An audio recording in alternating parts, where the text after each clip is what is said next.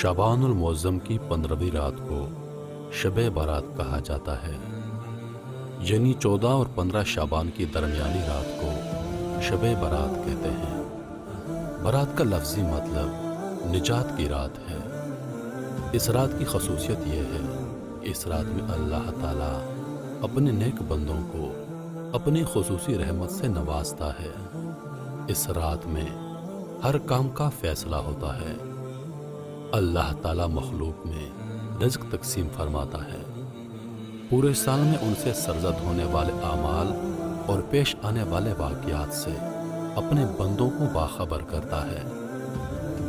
حضرت ابو بکر صدیق رضی اللہ تعالی عنہ سے روایت ہے کہ رسول اکرم صلی اللہ علیہ وآلہ وسلم نے فرمایا، اٹھو شعبان کی 15ویں رات کو، اس لیے کہ بالیقین یہ رات مبارک ہے۔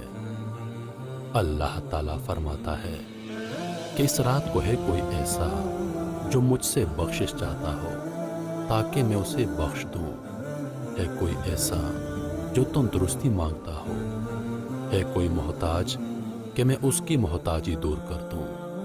اللہ تعالیٰ صبح تک یہی ارشاد فرماتا ہے۔ اللہ تبارک و تعالیٰ اس رات میں خود 7ویں آسمان پر جلوہ افروز ہوتے ہیں تاکہ اپنے بندوں کی دعائیں سن سکیں۔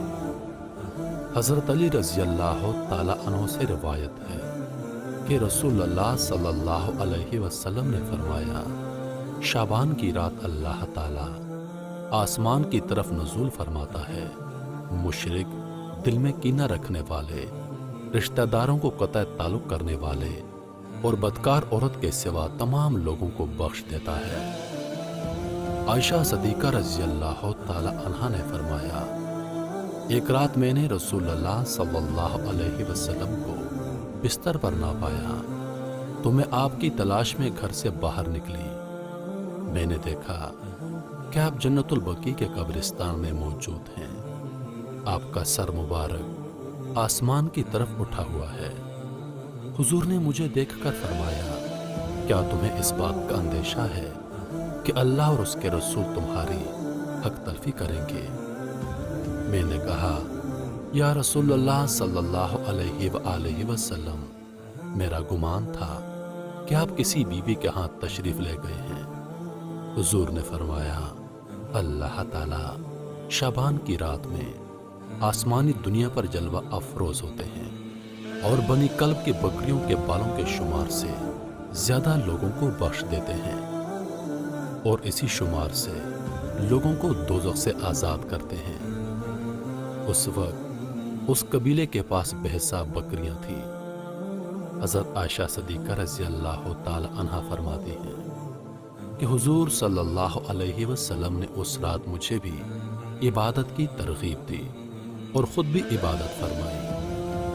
آپ نے نماز پڑھی اور سورۃ الکوثر کی ایک چھوٹی سی سورت پڑھی، پھر آدھی رات تک آپ سجدے میں رہے، پھر کھڑے ہو کر دوسری رکعت پڑھی اور پہلی رکعت کی طرح اس میں بھی قرات فرمائی، پھر سجدے میں چلے گئے اور یہ سجدہ صبح فجر تک رہا۔ مجھے اندیشہ ہو گیا کہ اللہ تعالیٰ نے اپنے رسول کی روح مبارک قبض کر لی ہو۔ پھر جب میرا انتظار طویل ہوا اور بہت دیر ہو گئی تو میں آپ کے قریب پہنچی اور میں نے حضور کے تلووں کو چھوا تو حضور نے حرکت فرمائی۔ اس وقت میں نے خود آپ صلی اللہ علیہ وسلم کو سجدے کی حالت میں یہ الفاظ ادا کرتے سنا، جن کا ترجمہ ہے، الہی، میں تیرے عذاب سے، تیرے عفو اور بخشش کی پناہ میں آتا ہوں، تیرے قہر سے تیری پناہ میں آتا ہوں، تجھ ہی سے پناہ چاہتا ہوں، تیری ذات بزرگ اور برتر ہے، میں تیری شایان شان ثنا بیان نہیں کر سکتا اور کوئی نہیں کر سکتا۔ حضرت عائشہ صدیقہ رضی اللہ تعالی عنہا فرماتی ہیں، صبح میں نے دریافت کیا کہ میں نے آپ صلی اللہ علیہ وسلم کو پہلے کبھی ایسے کلمات ادا کرتے نہیں سنا۔ آپ نے دریافت کیا، کیا تم نے یاد کر لیے؟ میں نے عرض کی، جی حضور۔ آپ صلی اللہ علیہ وسلم نے فرمایا کہ خود بھی ان کو یاد کر لو اور دوسروں کو بھی سکھا دو۔ غرض یہ کہ شب بارات کی رات انتہائی عبادت اور انکساری کی رات ہے، جس میں ہمیں اللہ تعالیٰ سے بخشش مانگنے کا حکم نبی کریم صلی اللہ علیہ وسلم نے خود فرمایا ہے۔ جب وہ خود اس رات میں اللہ تعالیٰ کی بخشش مانگ رہے ہیں تو ہم لوگ تو ہیں ہی بخشش کے طلبگار۔ جانے انجانے ہم کتنے گناہوں کے مرتکب ہوتے ہیں۔ ویسے تو اللہ تعالیٰ فرماتے ہیں جب تم مجھ سے سچے دل سے معافی مانگو گے تو میں تمہیں بخش دوں گا، مگر شب برات کی رات ہم سب کے لیے اللہ تعالیٰ کا ایک تحفہ ہے۔ خوش نصیب ہوتے ہیں وہ لوگ جن کو اللہ تعالیٰ اس رات میں عبادت کی سعادت نصیب فرمائے۔ آمین یا رب العالمین۔ میرے عزیز دوستو، جتنا ممکن ہو سکے اس رات میں قیام کیجیے، عبادت کیجیے اور اپنے گناہوں کی معافی مانگیے۔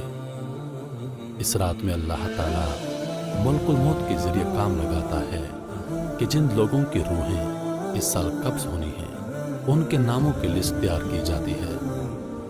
جن جن لوگوں نے جو اعمال کیے ہیں ان کو لکھ دیا جاتا ہے اور ان کو آسمانوں پر اٹھا لیا جاتا ہے۔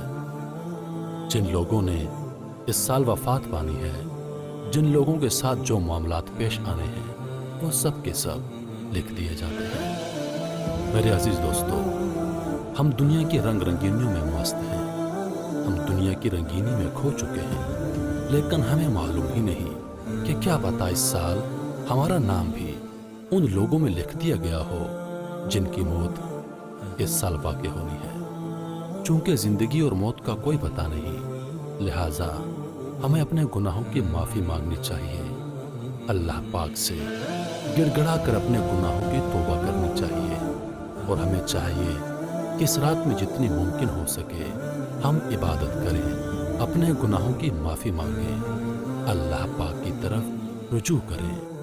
اللہ پاک ہم سب کو سمجھنے اور نیک اعمال کرنے کی توفیق عطا فرمائے۔ آمین یا رب العالمین۔